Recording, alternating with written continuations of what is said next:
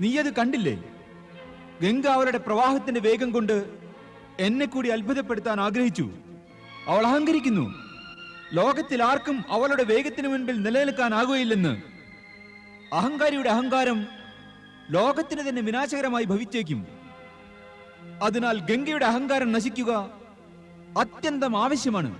പക്ഷെ ദേവാദിദേവ, ദേവി ഗംഗ ഏതൊരു ഉദ്ദേശത്തിലാണോ ഈ ഭൂമിയിലേക്ക് വരുവാൻ തീരുമാനിച്ചത്, അതിനെന്ത് സംഭവിക്കും മഹാപ്രഭു? ജഗത്തിന് നന്മ വരുത്തുവാനും ഉദ്ധരിക്കുവാനും എങ്ങനെ കഴിയും മഹാപ്രഭു? എങ്ങനെ കഴിയും? ഭഗീരഥ, നീ കേട്ടിട്ടുണ്ടോ, കണ്ടിട്ടുണ്ടോ, അറിഞ്ഞിട്ടുണ്ടോ ഏതെങ്കിലും അഹങ്കാരിയോ അഭിമാനിയോ ആരെയെങ്കിലും ഉദ്ധരിച്ചതായി? നിരഹങ്കാരിയായ വ്യക്തിക്ക് മാത്രമേ ലോകഹിതത്തിനായി മംഗളം വരുത്തുവാൻ സാധിക്കൂ. ഈ കാര്യം ഗംഗയ്ക്ക് സാധ്യമല്ല. അവൾ അഹങ്കാരിയാണ്. പക്ഷേ മഹാദേവ, ഗംഗാമാതാവ് അങ്ങയുടെ ജടയിൽ നിന്ന് പുറത്തു വരാതിരിക്കുന്നിടത്തോളം കാലം എങ്ങനെയാണ് അറിയാൻ സാധിക്കുക മഹാപ്രഭു ദേവിയുടെ അഹങ്കാരം അസ്തമിച്ചുവോ എന്ന്? കൂടുതൽ തർക്കിക്കേണ്ട ആവശ്യമില്ല ഭഗീരഥ. ദേവാദിദേവൻ എന്റെ അപേക്ഷ മാനിച്ച് ഗംഗയെ മുക്തയാക്കുമെന്ന്? അതാണ് എന്റെ വിശ്വാസം ശ്രീഹരി. ഗംഗ അങ്ങയുടെ ചരണത്തെ പിരിഞ്ഞതോടെ അഹങ്കാരിയായിരിക്കുന്നു. അത് കാരണമാണ് ശിവൻ അവളെ തന്റെ ജടയിൽ തടഞ്ഞിരിക്കുന്നത്. അങ്ങ് പുഞ്ചിരിക്കുന്നു. അങ്ങ് ജഗത് സൃഷ്ടാവല്ലേ? ഈ സത്യം അങ്ങക്ക് അറിവുള്ളതല്ലേ? അഹങ്കാരിക്ക് ആരെയും ഉദ്ധരിക്കാനും ആവില്ല, ആർക്കും നന്മ ചെയ്യുവാനും ആകില്ല. എങ്കിലും അങ്ങ് ഗംഗയെ ഭൂമിയിലേക്ക് അയച്ചു. പൃഥ്വിയിലേക്ക് പുറപ്പെടും വരെ ഗംഗയ്ക്ക് അഹങ്കാരം തീരെ ഉണ്ടായിരുന്നില്ല. പക്ഷേ ശിവന്റെ ജടയിൽ അവൾ എത്തിയതോടെ അവളിൽ അഹങ്കാരം ഉണർന്നു. എന്റെ ചരണത്തിൽ വസിച്ചിരുന്ന ഗംഗയ്ക്ക് അഹങ്കാരിയാകാൻ സാധിക്കുമോ? അവളുടെ പ്രവൃത്തിയും അതിന്റെ പരിണിത ഫലവും കാണുമ്പോൾ സ്വാഭാവികമായും തോന്നുന്നത് അവൾ ഒന്നും ചെയ്തിട്ടില്ല ബ്രഹ്മദേവ. എന്റെ ചരണത്തിൽ നിന്ന് വേർപെട്ട ശേഷവും ഭൂലോകത്തിൽ അവതാരമെടുക്കുന്നതിനു മുൻപും ശിവന്റെ മസ്തകത്തിൽ വിരാജിക്കുവാനുള്ള സൗഭാഗ്യവും പുണ്യവും ലഭിക്കുവാൻ അവൾ കൊതിച്ചിരുന്നു. അങ്ങനെ പൃഥ്വിവാസികളെ പവിത്രരാക്കാനും ഗംഗാധരൻ അഥവാ ഗംഗേശ്വരൻ എന്ന നാമത്താൽ അറിയപ്പെടാൻ പോകുന്ന ശിവനിൽ സ്വയം അർപ്പിക്കാനും വേണ്ടിയാണ് അവൾ അഹങ്കാരിയായി അഭിനയിച്ചത്. നിരഹങ്കാരിയായാൽ മാത്രമേ മംഗളകാരിയാകാൻ സാധിക്കൂ. അങ്ങിപ്പോൾ പ്രസ്താവിച്ച ഈ സത്യം ശിവൻ അറിവുള്ളതായിരിക്കില്ല. നമുക്ക് അദ്ദേഹത്തെ കാണാം.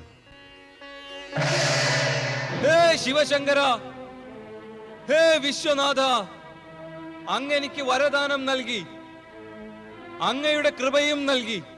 എന്നാൽ ഇപ്പോൾ ഞാൻ അങ്ങയുടെ അപ്രസന്നത കാരണം ദുഃഖത്തിൽ ആണ്ടിരിക്കുന്നു. ഭഗവാൻ, എന്നിൽ കരുണ ചെയ്യണേ മഹാദേവ, കൃപ ചൊരിയണമേ. ഓം നമഃ ശിവായ. ഓം നമഃ ശിവായ.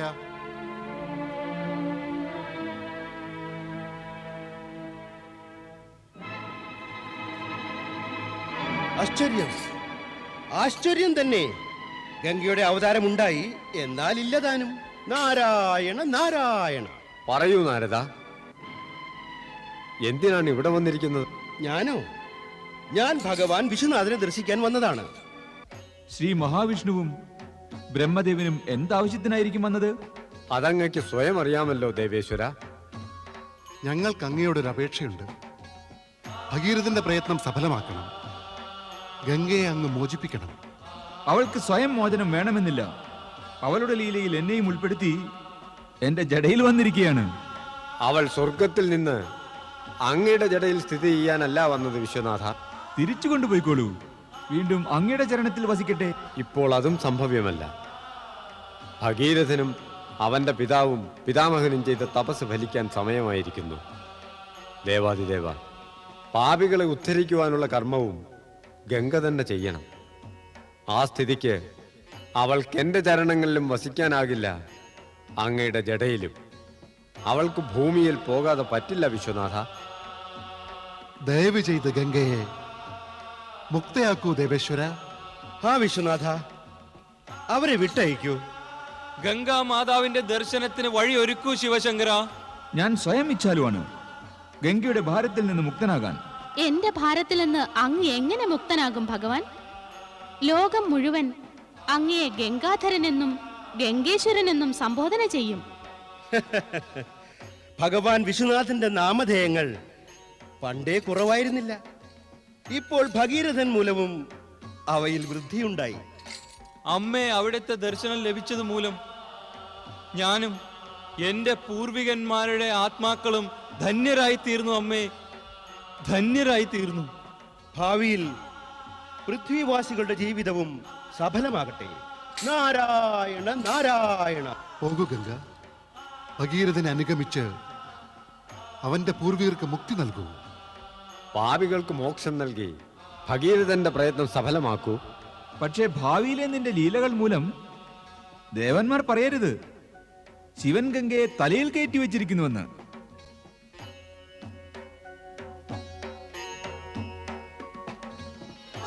ഞാൻ നിന്നെ മുക്തയാക്കുന്നു.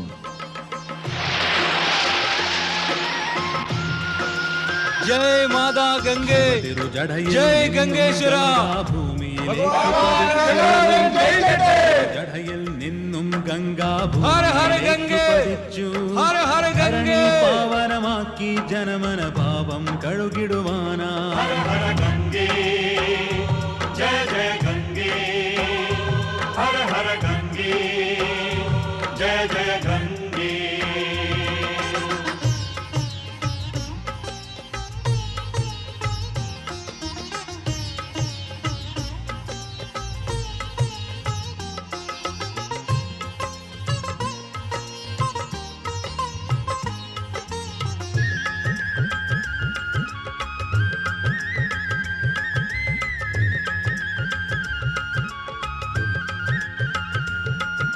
ഭഗീരഥയത്നമതെല്ലാം കാരണമായി വന്നു ഭവിച്ചു.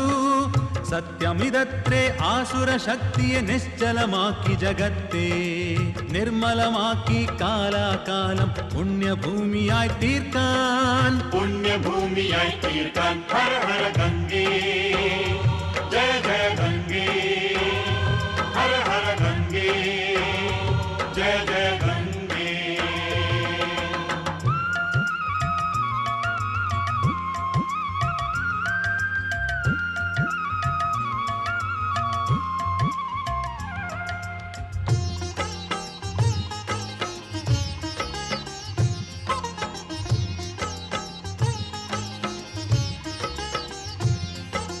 ഗോമുഖിൽ നിന്നു തുടങ്ങി പ്രവാഹം ഹരിദ്വാരിലെത്തുന്നു. മുന്നോട്ടൊഴുകി പ്രയാഗ തടങ്ങളിൽ പുണ്യതീർത്ഥമായി മാറി. വാരണാസിയിൽ എത്തുമ്പോൾ ഇത് കാശി ഗംഗയുമായി. കാശി ഗംഗയുമായി ഹര ഹര ഗംഗേ ജയ ജയ ഗംഗേ, ഹര ഹര ഗംഗേ ജയ ജയ ഗംഗേ.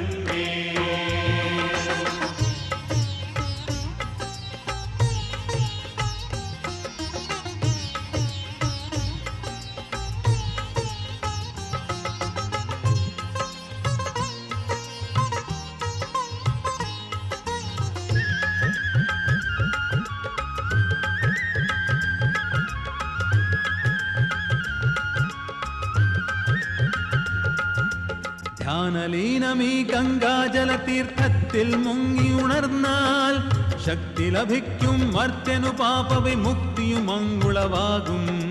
ഭഗീരഥനുടെ കർമ്മഫലശ്രുതി ഏവരിലും തിരിനീട്ടും. ഏവരിലും തിരിഞ്ഞിട്ടും ഹര ഹര ഗംഗേ ജയ ജയ ഗംഗേ, ഹര ഹര ഗംഗേ ജയ ജയ ഗംഗേ. ശിവതിരുജടയിൽ നിന്നും ഗംഗാഭൂമിയിലേക്കു പതിച്ചു. ശിവതിരുജടയിൽ നിന്നും ഗംഗാഭൂമിയിലേക്കു പതിച്ചു. ധരണി പാവനമാക്കി ജനമന പാപം കഴുകിടുവാനാ. ഹര ഹര ഗംഗേ ജയ ജയ ഗംഗേ, ഹര ഹര ഗംഗേ ജയ ജയ ഗംഗേ, ഹര ഹര ഗംഗേ ജയ ജയ ഗംഗേ, ഹര ഹര ഗംഗേ ജയ ജയ ഗംഗേ. ഓം നമഃ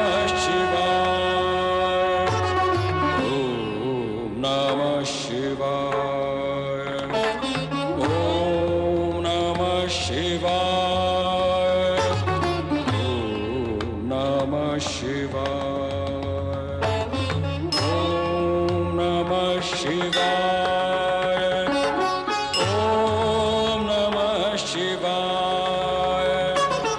Om Namah Shivaya. Om Namah Shivaya. Om Namah Shivaya. Om Namah Shivaya.